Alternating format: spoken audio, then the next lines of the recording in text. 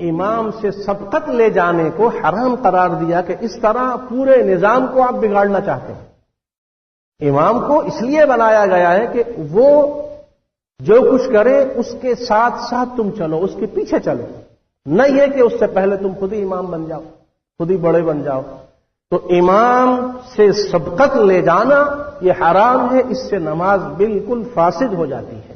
اس لیے فرمایا کہ یہ اتنا بڑا گناہ ہے کہ اللہ تعالی کا فضل و کرم نہ ہوتا تو اس کی سزا یہ ہونی چاہیے تھی کہ جو نمازی امام سے پہلے سر اٹھائے اس کا سر یا اس کا جسم گدھے کا بنا دیا جائے۔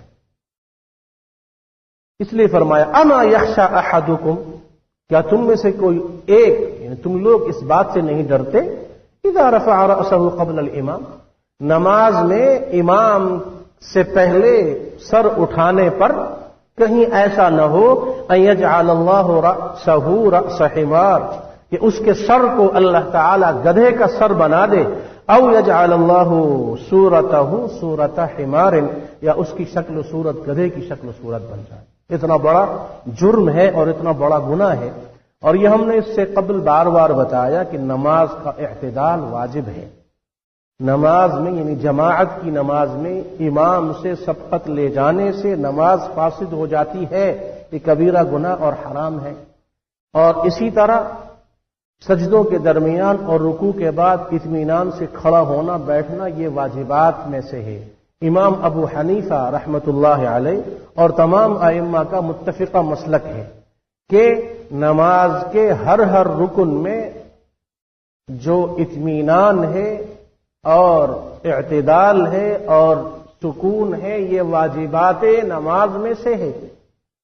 جس نے جلدی جلدی نماز پڑھی اور ان ارکان کو صحیح طریقے پر ادا نہیں کیا، غلطی سے اگر ایسا کیا تو سجدہ سہو کرے، اور عمدن ایسا کیا تو نماز پوری دوبارہ پڑھے، اس کی نماز نہیں ہوئی۔ اب ہمارے ہاں رکوع سے اٹھتے سیدھا کھڑا ہونے سے پہلے ہی دھڑام سے نیچے جا گرتے ہیں، اور دو سجدوں کے درمیان اطمینان سے بیٹھنے سے پہلے ہی سر دوبارہ لگا دیتے ہیں۔ اتنی جلدی ہوتی ہے گویا کہ یہ راہ فرار اختیار کرنا چاہتے ہیں۔ تو سمع اللہ لمن حمدہ ربنا لک الحمد کے بعد اطمینان سے کھڑے ہو جاؤ تاکہ پورا بدن سکون اور قرار پکڑ لے، پھر سجدے میں جاؤ۔ یہ واجب ہے، اور واجب چھوڑنے سے نماز بیکار اور فاسد اور باطل ہو جاتی ہے۔ اگر جان بوجھ کر ایسا کیا، غلطی سے کیا تو سجدہ سہو ہے۔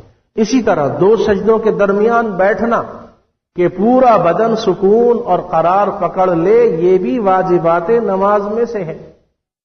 اور اس کے لیے جو طریقہ کار ہے وہ یہ ہے کہ امام، ہمارے مسجدوں کے امام اور خطیب، ان کی ذمہ داری ہے کہ وہ نمازیوں کی تربیت کریں، نمازیوں کی تربیت کریں، یعنی امام نمازیوں کی عادت ایسی بنا دے کہ وہ رکوع کے بعد اور سجدوں کے درمیان اطمینان اور سکون سے کھڑے ہوں یا بیٹھیں، اس کے بعد وہ سجدے میں جائیں یا دوسرے سجدے میں جائیں۔ اور اس کے لیے اگر وہ دعا پڑھ لی جائے تو اس بہانے اطمینان سے کھڑے ہونے کا موقع مل جائے گا۔ حمدا کثیرا طیبا مبارکا فیہ، سمع اللہ لمن حمدہ ربنا لک الحمد۔ اس کے بعد یہ دعا پڑھ لی جائے حمدا کثیرا طیبا مبارکا فیہ، اس کے بارے میں حدیث صحیح میں، صحیح مسلم میں یہ آتا ہے کہ 30 کے قریب یا 30 سے زیادہ فرشتے بھاگے اور دوڑتے ہوئے آئے، ہر ایک فرشتہ یہ چاہتا تھا کہ اس نیکی کا ثواب وہ لکھے، اس نیکی کا ثواب، اس دعا کا ثواب وہ لکھے۔ اور وہ دعا کیا تھی؟ حمدن کثیرا طیبا مبارکا فیہ، اتنی زیادہ اجر و ثواب والی یہ دعا ہے۔ رکوع کے بعد کھڑے ہو کر قومے میں یہ پڑھی جاتی ہے۔ سجدے میں رب اغفر لی وارحمنی وعافنی ہے، اللہم اغفر لی وارحمنی وارزقنی واہدنی واجبرنی، تو یہ دعا ہے دو سجدوں کے درمیان کی۔ رب اغفر لی کے لفظ سے بھی اس کا آغاز ہو سکتا ہے، اور اللہم اغفر لی سے بھی، رب اغفر لی وارحمنی وعافنی وارزقنی واجبرنی۔ یہ دعا پڑھنے سے یہ فائدہ ہوگا کہ تھوڑی دیر انسان اطمینان سے بیٹھ کر پھر دوسرا سجدہ وہ کرے گا، اس طرح ایک اہم واجب عمل مکمل طریقے پہ ادا ہو جائے گا۔ اور احادیث پر مکمل عمل بھی ہو جائے گا۔